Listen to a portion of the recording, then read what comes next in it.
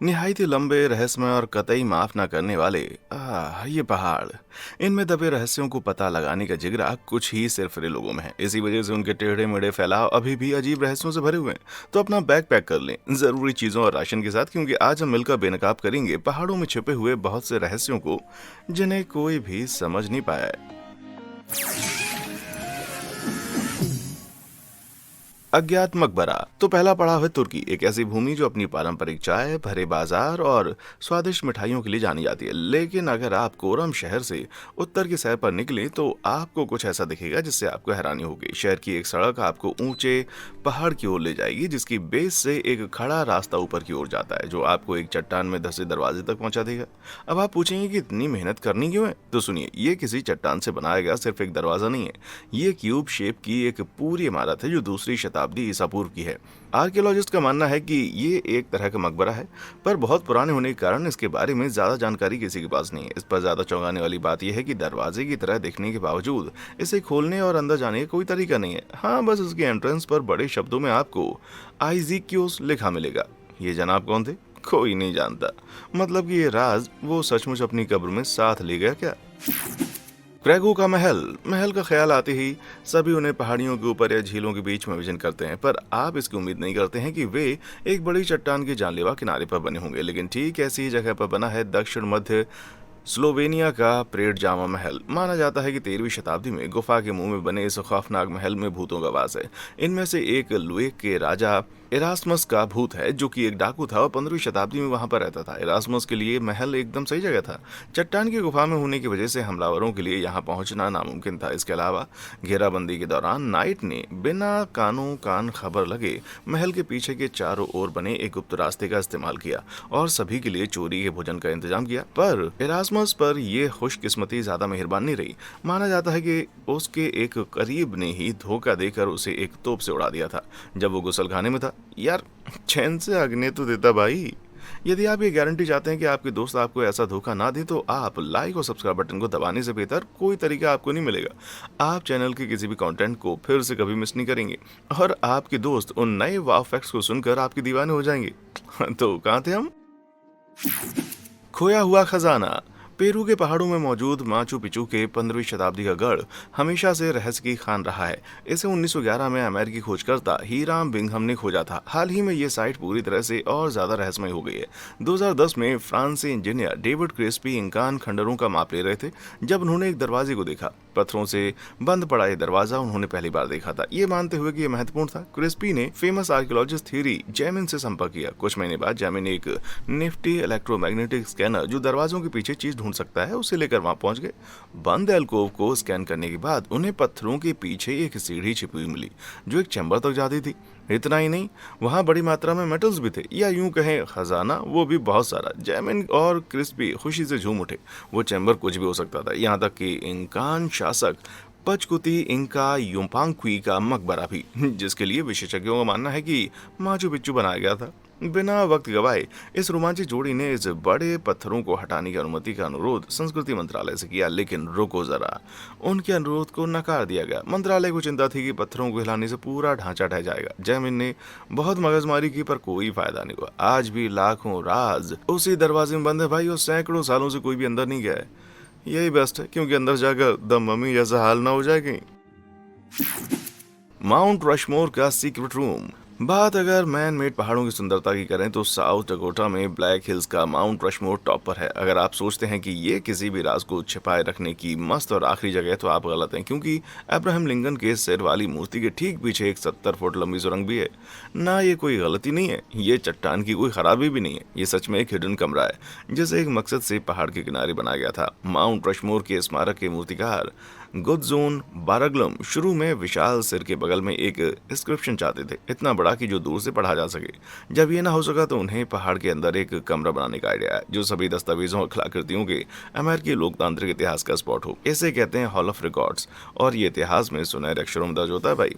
जुलाई 1938 में और 1939 में डायनामाइट इस्तेमाल करके इस पहाड़ में एक सुरंग बनाई गई, लेकिन दूसरा विश्व युद्ध शुरू हो गया और फिर 1941 में बोराग्लम की अचानक से मौत से यह काम कभी पूरा नहीं हो पाया। अंत में 40 से ज्यादा सालों के बाद 1998 में यह फैसला लिया गया कि यह रिकॉर्ड कि एक बंद बॉक्स को सुरंग के फर्श में रखा जाए जिसमें कहानी हो कि माउंट रशमोर कैसे बना। साथ ही साथ अमेरिका का एक छोटा सा इतिहास और पहाड़ पर चित्रित 4 राष्ट्रपतियों का इतिहास भी हो। लेकिन झोला और मुंह उठाकर यहाँ जाने की सोचना भी मत भाई, क्योंकि जैसे डरना मना है वैसे यहाँ पर जाना भी मना है। शिकार का रोमांच, जवान हो या बूढ़ा, एक बड़े खजाने की खोज के सपने सभी देखा करते हैं। फॉरेस्ट मैन अमेरिकी वायुसेना के एक पूर्व पायलट भी यही सोचा करते थे। इसलिए जब 1988 में उन्हें टर्मिनल कैंसर का पता चला तो उन्होंने आखिरी बार जनता में रोमांच जगाने का फैसला किया। हुआ यूं कि फैन बहुत ही अमीर था और उसके पास बहुत सारा सोना था, दुर्लभ सिक्के थे, ज्वेलरी और जेम्स स्टोन्स थे जो कि उसकी जिंदगी भर की कमाई थी, लगभग $2 मिलियन के बराबर। तो जनाब ने अपने खजाने को एक संदूक में इकट्ठा किया और अपने सांता फे के घर से कहीं दूर उस खजाने को छुपाने के लिए निकल पड़े। फिर चमत्कार हुआ, खजाने को छुपाने के बाद वो अचानक से ठीक हो गया। इस आइडिया को लोगों तक पहुंचाने के लिए फैन ने 2010 में एक मेमोयर लिखकर उसे जारी किया। यह कोई मामूली मेमोयर नहीं था, इसके टेक्स्ट में खजाने तक पहुंचने के लिए गुप्त सुराग थे। इसके बाद फैन ने एक और किताब छपवाई। इस बार इसमें खूबसूरत 24 पंक्ति की कविता के साथ एक मैप भी शामिल था। लोग एकदम पगला गए। जिसने भी किताब खरीदी वो सुराग को समझने और खजाने तक पहुंचने की कोशिश के जंजाल में फंस गया। साथ ही लोगों ने खजाने की तलाश में खतरनाक पहाड़ों को पार किया और दुर्भाग्य से 5 लोगों ने ऐसा करते हुए अपनी जान गंवा दी। लगभग एक दशक के बाद 2019 में मिशिगन के 32 साल के छात्र जैक स्टुफ को आखिरकार छुपा हुआ खजाना मिल गया। जी नहीं, वो किसी को नहीं बताएगा कि वो कहाँ पर था, बल्कि वो तो चाहता है कि ये खास जगह एक रहस्य बनी रहे, जैसे कि ये प्राचीन वक्त में रहता था। हम सभी जानते हैं कि वो व्योमिंग में कहीं पर गया था, पर क्या खजाने की खोज में? खैर, इस खजाने की खोज की कहानी का सबसे छोटा एंड ये है कि स्टुफ ने अपने स्टूडेंट लोन को चुकाने के लिए इसे नीलामी में बेच भी दिया था। भाई, बेवकूफों के सच में जींग नहीं होते। कैमोफ्लेज्ड क्लोसर्स, मैक्सिको के पिएब्ला में प्राचीन शहर चोलोला में एक विशाल पहाड़ सदियों से इसके चारों ओर के लैंडस्केप पर हावी है। मतलब लोगों को लगता था कि एक पहाड़ है, पर असल में ये एक बड़ा छलावा है। जब 1519 में स्पेनिश विजेता हर्नान कोर्टेस मैक्सिको पहुंचे तो उन्होंने और उनके लोगों ने चोलोला को लूट लिया और पहाड़ के ऊपर एक कैथोलिक चर्च का निर्माण किया जो आज भी वहीं है। उन्हें क्या पता था कि उन्होंने गलती से इस प्लेनेट पर सबसे बड़े स्मारक के ऊपर चर्च का निर्माण किया था। जी हाँ, ये पर्वत वास्तव में एक विशाल पिरामिड है जिसका बेस गीजा के महान पिरामिड से 4 गुना बड़ा है। ये पिरामिडों की एक विशाल रूसी 6 गुड़िया की तरह है जो सभी एक दूसरे के ऊपर बने हैं। 300 ईसा पूर्व की शानदार संरचना के साथ आर्कियोलॉजिस्ट का मानना है कि इसे क्रमिक एज़टेक सभ्यताओं ने इसे समय के साथ धीरे धीरे बनाया और फैलाया था। इसे जानने में बहुत वक्त लगा कि ये असल में है क्या, क्योंकि ये पूरा मिट्टी से बना हुआ था। जी हाँ, मिट्टी। मैक्सिको के ड्राई क्लाइमेट में मिट्टी के ढांचे वास्तव में बेहद टिकाऊ साबित होते हैं और हजारों सालों तक सलामत रहते हैं और बहुत उपजाऊ होने के साथ ट्रॉपिकल जंगल के विकास का भी बेस बनते हैं। ठीक ऐसा ही चोलोला में हुआ था। इस विशाल मंदिर को 7वीं शताब्दी ईस्वी के आसपास छोड़ दिया गया था और ये इतना ऊंचा हो गया कि ये एक नेचुरल पहाड़ जैसा दिखने लगा था। इस वजह से ये कोर्टेस की तबाही से बच गया और आज भी मजबूत खड़ा है। माना कि ये पूरी तरह से घास और पेड़ों से ढका हुआ है, पर कुदरत का सच में कोई जवाब नहीं है भाई। देवताओं का द्वार, कभी कभी असल दुनिया लगभग हमारी इमेजिनेशन जितनी ही खूबसूरत दिखती है। इस आरामू मुरु या the great of the gods को ही ले लें, जो उसका जीता जागता सबूत है। इसे 1980 के दशक में टिटिकाका झील के पास खोजा गया। अजोमत पेरू में ये अजीब रॉक नक्काशी एक इनकन कंस्ट्रक्शन का अधूरा प्रोजेक्ट है, पर पूरा सच कोई नहीं जानता भाई। कुछ मानते हैं कि बहुत पहले आकाश से एक सुनहरी डिस्क गिरी जिसे एक इंका पुजारी ने पकड़ लिया और उसे चट्टान के अंदर रख दिया, जिससे वो एक दरवाजे की तरह खुल गया। आरामू मुरु के अलावा नई कहानियां भी इससे जुड़ी हुई हैं। यहाँ के स्थानीय लोग अजीब लंबे पुरुषों के बारे में बताते हैं जिनके साथ चमकते हुए गहने भी चलते हैं। पैरानॉर्मल लेखक जेरी विलिस का दावा है कि ये किस्से एकदम सच हैं और उन्होंने खुद एक बार चट्टान के बीच से यात्रा की जैसे कि ये किसी तरह का पोर्टल हो। इस सब के कारण इस नक्काशी ने पेरू में सबसे रहस्यमय जगहों में अपना बहुत बड़ा नाम बना लिया और ये भूतिया कहानियों में रुचि रखने वाले पर्यटकों के लिए एक लोकप्रिय जगह बन गई है। वैसे आपका क्या ख्याल है, अधूरा इंकन एक महल है या दूसरी दुनिया तक जाने का दरवाजा? मुझे कमेंट सेक्शन में आके बताइए। पहाड़ों में पुरुष, अगर आप कोलोराडो के चेने पहाड़ के पास टहलने निकले हैं तो आपका पक्का ध्यान यहाँ के हरे भरे जंगल और वाइल्ड लाइफ पर जाएगा। आपको शायद इस बात का अंदाजा तक नहीं होगा कि आप पहाड़ के बीचों बीच छिपी एक गुप्त सरकारी फैसिलिटी के ठीक बगल में चल रहे हैं। अरे नहीं, ये जेम्स बॉन्ड के विलन की कहानी नहीं है, ये सच्ची बात है। कोल्ड वॉर के पीक टाइम के दौरान 1960 के दशक में माइनर्स ने अंदर बेस बनाने के लिए पहाड़ से 6,93,000 टन ग्रेनाइट की खुदाई की। सुपर बंकर के रूप में जानी जाने वाली ये सुविधा 2000 फीट की एक चौंका देने वाली चट्टान से घिरी हुई है, जो इलेक्ट्रोमैग्नेटिक पल्सेस, बायो वेपन्स और यहाँ तक कि परमाणु बमों का सामना कर सकती है। ये इसे उत्तरी अमेरिका एरोस्पेस डिफेंस कमांड के लिए संचालन का परफेक्ट बेस बनाता है, एक सरकारी संगठन जो अमेरिका और कनाडा को हवाई हमलों से बचाने का दावा करता है। कर्मचारी बिना बाहर आए पहाड़ के अंदर लंबा समय बिता सकते हैं, इसलिए ये बंकर की तरह कम और छोटे शहर की तरह ज्यादा दिखता है। 15 इमारतें जो 1300 बड़ी स्प्रिंग्स पर खड़ी हैं, वे विस्फोट होने पर भी नहीं गिरेंगी, और साथ ही इन घरों और सरकारी भवनों में एक क्लिनिक, जिम, स्टोर और यहाँ तक कि एक सबवे भी है। पसीने से तर अंडरग्राउंड फंसने पर भाई ताज़ा खाने की डिमांड कौन करेगा।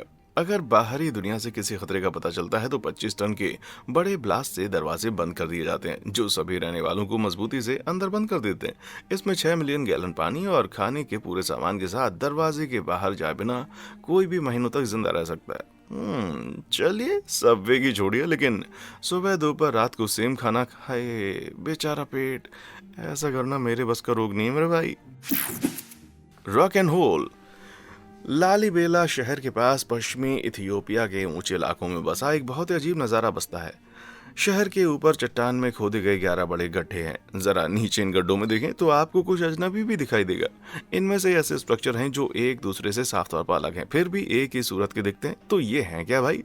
किन्हीं एलियंस का कोई संदेश, किसी पुरानी सभ्यता का अवशेष? जी दूसरा अनुमान पहली की तुलना में ज्यादा सटीक है। डर गए क्या? ये स्ट्रक्चर असल में बड़े पत्थर से बने चर्च हैं, जिन्हें 12वीं शताब्दी के अंत और 13वीं शताब्दी की शुरुआत में इथियोपिया के राजा गेब्रे मेस्केल लालीबेला ने बनवाया था।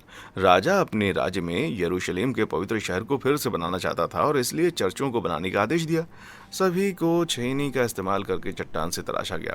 24 सालों तक बिल्डर्स ने चर्चों के आकार को तराशते हुए गड्ढों का निर्माण करते हुए इसे ऊपर से नीचे की ओर छीला। निर्माण के इस अपरंपरागत तरीके का इस्तेमाल करके हर चर्च को चट्टान के सिर्फ एक टुकड़े से बनाया गया। इतना ही नहीं, बल्कि ये स्ट्रक्चर 50 फीट ऊंचे, मानो लगभग 5 अफ्रीकी हाथी एक के ऊपर एक खड़े हों। आप कहेंगे कि ये ज्यादा लंबा तो नहीं लगता, लेकिन याद रखें कि उन्हें हाथ से छेनी का यूज करके खोदा गया था। आज भी ये site Ethiopian Orthodox Christian church द्वारा उपयोग की जाती है और धर्म का पालन करने वाले तीर्थयात्रियों के लिए एक इम्पोर्टेंट यात्रा स्थल है। चलिए मांझी भैया की तरह वो कमर तोड़ने वाली मेहनत काम तो आई, जब तक उसे तोड़ा नहीं तब तक उसे छोड़ा नहीं। खोपड़ी और उसके अंधविश्वास। भाई साहब, आपको वो सपने तो पक्का याद होंगे जिनकी वजह से आप अपना बिस्तर गीला कर देते थे, है ना। माना जाता है कि एक बल्गेरियाई आदमी ने 2001 में ऐसा एक सपना देखा। उस आदमी ने सपने में देखा कि धातु पीले रंग के कपड़े बने हुए हैं। कुछ लोग उसे दक्षिणी बुल्गारिया में रोडो पर्वत में एक स्थान तक ले गए। आम बात लगती है ना, मैंने तो इससे अजीब सपने देखे हैं भाई। लेकिन वो जब जागा तो उस आदमी को उसी जगह पर जाने की सूझी, और जब वो वहां पर गया तो उसने कुछ असाधारण पाया। एक छोटी खोपड़ी वहां पड़ी थी जो किसी छोटे बच्चे जितनी थी, लेकिन बेतहाशा अलग अलग खूबियों के साथ। वो इसे एक आर्कियोलॉजिस्ट और पेलियोंटोलॉजिस्ट दोनों के पास ले गया, लेकिन चीजें और भी अजीब हो गई। उनमें से किसी ने भी कभी ऐसा कुछ नहीं देखा था। जल्दी ये बात आग की तरफ फैल गई और लोगों ने अपने अंदाजे लगाने शुरू कर दिए। एक थ्योरी ये थी कि खोपड़ी अटलांटिस द्वारा बनाए गए जेनेटिकल प्राणी से जुड़ी थी। हाँ, वही अटलांटिस जो कहा जाता है कि पानी के नीचे के शहर में रहते थे। दिलचस्प तो है, पर मुझे कुछ जमा नहीं। दूसरी थ्योरी ने यह दावा किया कि ये एक एलियन का था जो दूसरे विश्व युद्ध के दौरान एक हथियार के गलत छोर पर पहुंच गया। ठीक है, अच्छा जी, इस पर भी विश्वास नहीं होता। सबसे ज्यादा पॉसिबिलिटी ये है कि खोपड़ी किसी जानवर की थी जो समय के साथ डैमेज हो गई, जिससे उसके सभी फीचर्स तबाह हो गए। हालांकि हम पूरा सच कभी नहीं जान सकते, पर ये सुनिए, वो खोपड़ी बिना किसी निशान के गायब हो गई। और डरावनी राज खोलूं, रोडो पर्वत जहां पर पाया गया था एक पुरानी सेंचुरी है, जिसके बारे में कहते हैं कि इसकी एक चट्टान के अंदर प्राचीन ज्ञान की एक लाइब्रेरी भी हो सकती है। मतलब क्या ये हो सकता है कि खोपड़ी और सेंचुरी के तार एक साथ जुड़े हों? आपका क्या ख्याल है? नीचे कमेंट सेक्शन में आके बताएं। चमकीली चीजें। जब मैं एक बच्चा था मेरे पास मेटल डिटेक्टर हुआ करता था, जिसके साथ मैं खजाना ढूंढता रहता था। ऐसे मत, मुझे एक पुराना निकल मिला। कांगो के लुहिही शहर के लोकतांत्रिक गणराज्य में लोगों ने जब 2019 के पास के एक पहाड़ में खुदाई शुरू की, उनके बारे न्यारे हो गए, क्योंकि उन्हें मिला ढेर सारा सोना, इतना अधिक कि चारों ओर से लोग अपने हिस्से के चमकदार पदार्थ को हड़पने के लिए उमड़ पड़े। ये महामारी जैसी थी भाई। लोग मुट्ठी भर सोना निकाल रहे थे। सचमुच ये पता चला है कि पहाड़ में सोने का लेवल इतना ज्यादा था कि इसका 60% से 90% तक इस कीमती धातु से बना हुआ था। यार, अगर मैं कहीं पर आसपास रहता ना तो पक्का सब हड़प लेता।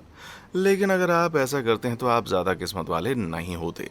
छोटे से गांव में लोगों की अचानक बढ़ती तादाद के दबाव के कारण स्थानीय अधिकारियों को माइनिंग पर पूरी तरह से बैन लगाने के लिए मजबूर होना पड़ा।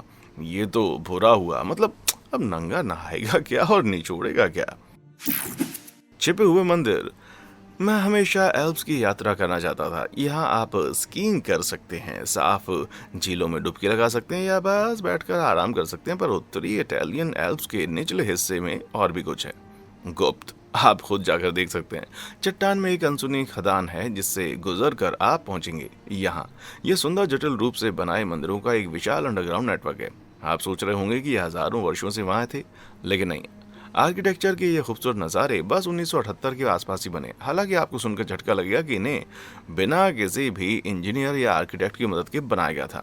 15 साल की मेहनत से और पूरी तरह से इटालियन सरकार से छुपाकर 1992 में जब पुलिस को मंदिरों का पता चला तो उन्हें देखकर वो इतने दंग रह गए कि उन्होंने इन्हें गिराने के अपने प्लान्स को कैंसिल कर दिया। लेकिन इसको बनाया किसने था और क्यों?